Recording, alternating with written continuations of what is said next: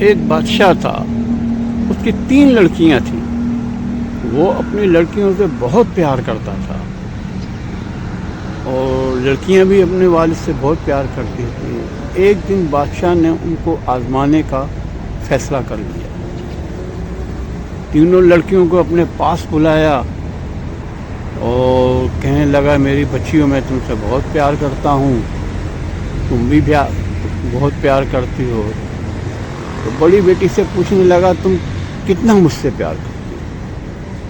تو بڑی لڑکی کہنے لگی ابا حضور میں آپ سے اتنا پیار کرتی ہوں جیسے کسی دسترخوان پہ بہت ساری میٹھی چیزیں رکھی ہوں اور آپ کو کھائیں تو آپ کو بہت اچھا لگے گا. بادشاہ بہت خوش ہوا. پھر دوسری لڑکی سے پوچھا بیٹی تم بتاؤ. تو اس نے کہا ابو میں آپ سے اتنی پیار کرتی ہوں جیسا آپ شہد کھا رہے ہیں. شہد آپ کو کتنا اچھا لگتا ہے، میں اتنا آپ سے پیار کرتی ہوں. بادشاہ اس سے بھی بہت خوش ہوا.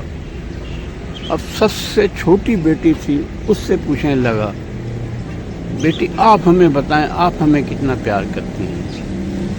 بیٹی نے تھوڑا سوچا اور کہنے لگی ابا حضور میں آپ سے اتنا پیار کرتی ہوں جیسا کوئی نمکین چیز ہو اسے آپ کھائیں. یہ سننا تھا کہ بادشاہ کو بہت ہی برا لگا کہ یہ ہم سے یعنی نمک جیسا. یہ سننا تھا کہ بادشاہ کو بہت ہی برا لگا کہ یعنی یہ ہم سے نمک کی طرح پیار کرتی ہے. جلال میں آ گیا، کہنے لگے دور ہو جا ہماری نظروں سے، اگر تو ہماری بیٹی نہیں ہوتی تو ہم تیری گردن اڑا دیتے.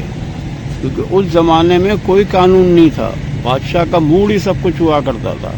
ایک قاضی ہوتا تھا مگر وہ برائے نام. اور لڑکی کو اس نے کہا دور ہو جا ہماری نظروں سے. لڑکی نے سمجھانے کی کوشش کی مگر بادشاہ نہ سمجھا. کچھ دن گزر گئے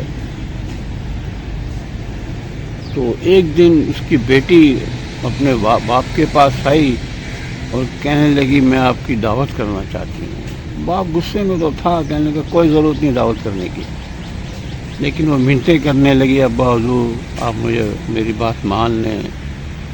وہ اس کی بیٹی تھی تو اس نے کہا چلو ٹھیک ہے کر لو دعوت. اور کہنے لگی اس دعوت کا سارا انتظام میں کروں گی. اور دوسری 2 بہنیں تھیں وہ کہنے لگی ہم بھی تمہارا ہاتھ بٹائیں گے، ہم بھی اپنی پسند کی ڈشیں بنائیں گی. کہنے لگی نہیں، سارے ڈشیں میں اپنی پسند کی بنواؤں گی، کیونکہ وہ خود تو نہیں بناتی، جو باورچی وغیرہ تھے وہ بنائیں گے.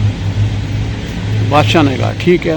مقررہ دن میں مقررہ وقت پر سارے دعوت جو درباری تھے، وزیر تھے، مشیر تھے اور سب آ گئے. دسترخوان لگ گیا اور بیٹی سے وہ ناراض تو تھا لیکن آخر اس کی بیٹی تھی. اب دسترخوان لگا دیا گیا لیکن دسترخوان پہ ساری چیزیں میٹھے ہی میٹھی تھیں. میٹھے چاول، حلوہ، شربت، لسی اور ہر قسم کے جو حلوے رکھے تھے سارے میٹھے میٹھے میٹھے. اب وزراء اور بادشاہ سلامت انہوں نے کھانا شروع کیا لیکن کب تک کھاتے؟ بہت جلدی ہاتھ روک لیا سب نے. تو بادشاہ سلامت وزیر سے پوچھا کہ کیا بات ہے آپ کھانا نہیں کھا رہے ہیں؟ وزیر نے کہا نہیں جہاں پناہ بس اتنی ہی گنجائش تھی پیٹ میں. بہرحال سب نے ہاتھ روک لیا، بادشاہ سلامت نے بھی ہاتھ روک لیا. اور وہ کیونکہ ملک کے بادشاہ تھے وہ سمجھ گیا کہ یہ میری بیٹی نے دعوت اسی لیے کی ہے اور وہ مجھے جو سمجھانا چاہتی تھی میری سمجھ میں آ گیا. انہیں اپنی غلطی پر بڑی پشیمانی ہوئی.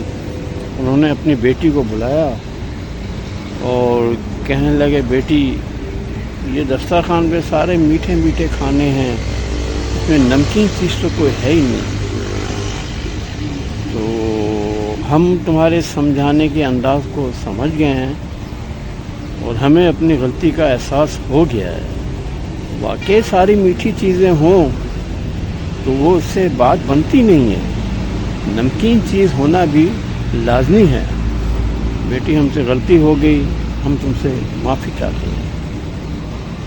بیٹی نے کہا کوئی بات نہیں ابا حضور، اصل میں بات یہی ہے کہ زیادہ میٹھا میٹھا اچھا نہیں ہوتا، ساتھ میں کچھ نمکین بھی ہونا چاہیے۔